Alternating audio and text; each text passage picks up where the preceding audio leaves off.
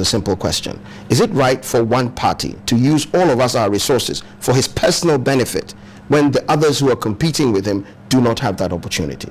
That is the question before us. And I think it is clear, because we don't have to reinvent the wheel. Other countries are faced with the same problem, and they've resolved it in favor of protecting the dignity of the presidency, ensuring his security. But since what he's doing is for his personal benefit and not for the people of Ghana, he must pay for it. You asked me the question, I'll answer it. I've asked you.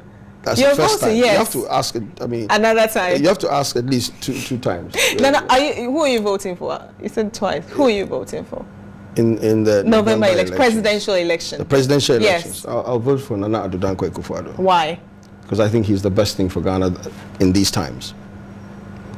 Is it because of your orientation?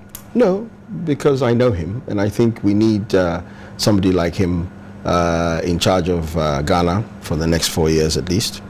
You think his age won't bother him? Not at all. In any way slow him in what he wants to do? Well, you see him around. I don't think he's slowed down at all. He's out there doing what he does. And we have many examples of people who are over 70 who became heads of state and did wonderfully. I mean, people like Ronald Reagan in the U.S. Some say he's one of the greatest. Make America great again. Yeah, there's that's the Trumpism.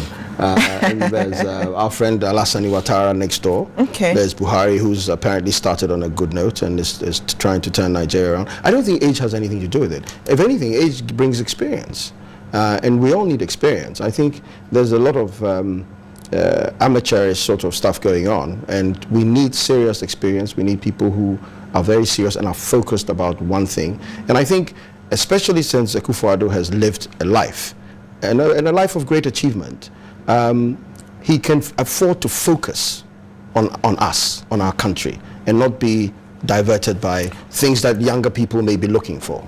All right, Nana, how about those who are within his own party who say he's what's the word Afoko uses? Militant. He's yes. You see, as for what do you call it, epithets and name calling, Afoko has a problem, and frankly, in my humble view, I think he's speaking too much. I mean, he may be angry or hurt by what happened to him, but I don't think simply labeling somebody is the man's record.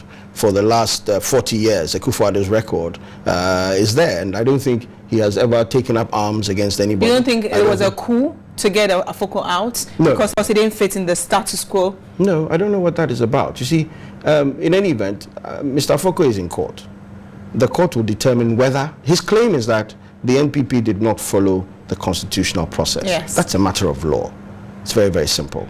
It's a matter of law, and the court will decide whether the processes under the NPP constitution were followed or not. I would have thought that given that he has gone to court, he would simply relax and wait to hear what the court says, rather than this being on this campaign, which appears to have only one objective, which is to denigrate the party and the flag bearer. And it's very interesting that somebody who wants to be chairman of a political party. He was a chairman. He is a chairman. No, he's not. He's not. He can't be. You can't have two chairpersons. There's an acting chairman. It means that whoever was the substantive chairman is no longer the chairman. Okay, but Nana, Paul Afoko, chairman of your party, Dr. Nyaho Tamaklo, Dr. Charles Rekubobi, those are persons with, I mean, who speak, who have authority in their own right, and they are all expressing similar views, and we shouldn't take them. So they can't be wrong, because they have. What did you say? That's something in their own right? Yes, authority. Authority in their own, so they can't be wrong. I mean, I think we should pay very close attention to what they actually say. Dr. Rekubobi has basically denounced the NPP philosophy and ideology. He said he was never really a liberal conservative. He's rather a leftist. Dr. Nyaho Tamaklo openly campaigns for the president, Mahama. Mr. Afoko, we've already discussed. I don't think, and then against what? Are they the only people with authority in the NPP? I don't think so. And against almost what? 94% of the people in the grassroots who voted for Akufo-Addo, and I think that percentage has even increased more. And now we have one or two, shall we say, vocal person speaking, and therefore we should pay attention. We tend to be a bit lazy in this country about those sorts of things. We need to do our own investigations, Sure. look at what's happening on the ground, how the people are responding within the party, and use that to, because we can look at the other parties as well and find pockets of disgruntled or angry elements in there, but we don't throw the baby away with the bathwater, do we? I mean, political parties are human institutions. I think they will have these sorts of problems from time to time, depending on the circumstances. And so, you know, there may be even more serious problems in other parties, even the party in government. But because they're in government, you don't really well, see it that's bubbling up. perhaps they are managing it better than the NPP is managing this. Look, no, when a party is in government, people don't try to rock the boat, and the fact remains that those who have tried have had to face the brunt of state power being used against them. And of course, Any example? people. Well, there's this gentleman who was said he was going to run for president or whatever he was going George to do, Boateng. who they now just declared mad.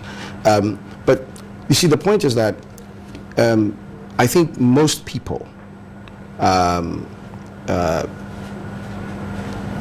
in opposition parties who have these issues Sure.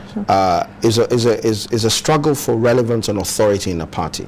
When the party is in government, who are you fighting? The president? He's the leader of the party. He's the president of the country. What relevance and authority could you possibly be fighting for? So it's a very different dynamic. But it doesn't mean that they don't have these sorts of issues as well.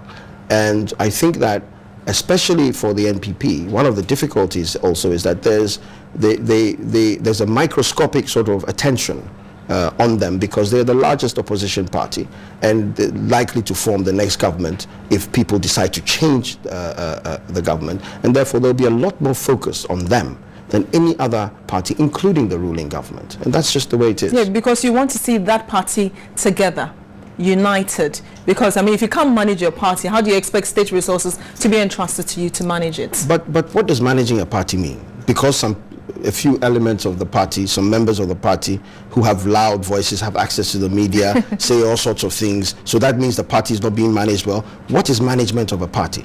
Management of a party is management of an organization. Is it running smoothly? Are all the organs working together? Is there administrative efficiency? All of these things, that is what is managing a party. It is not trying to shut people up.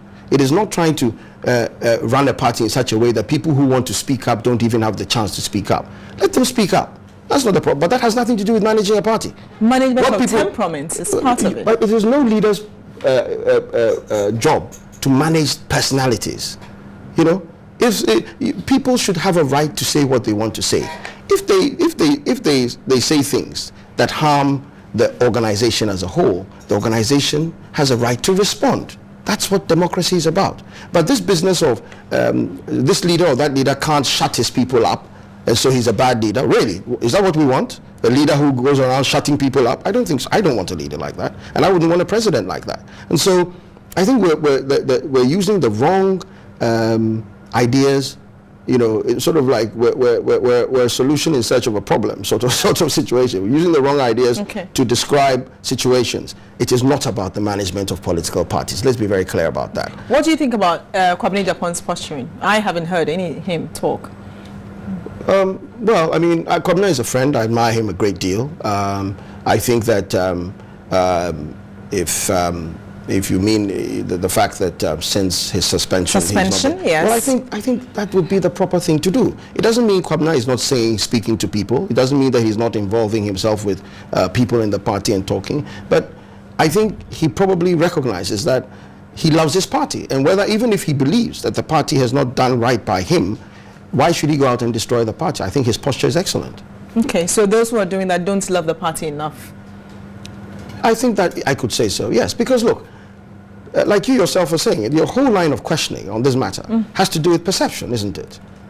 That is what it is. Not I mean, perception. Right now, yes. The people who are living in the party, there's no perception. Listen to what I'm saying. It is a perception, because you just said to me that you want to see that people can manage a party that may form the next government. Yes. So it's a perception issue, isn't it? Yes, that's what I'm trying to say. Okay. And therefore, if you love your party and you know that you live in a society where these sorts of perceptions may have an impact, you don't do things in a way that aggravate those negative perceptions. No, I wouldn't. Especially when you have a channel to deal with the matter. You've gone to court, that's the proper channel. You've gone through the procedures within the party. You've finished with that, you're going to court.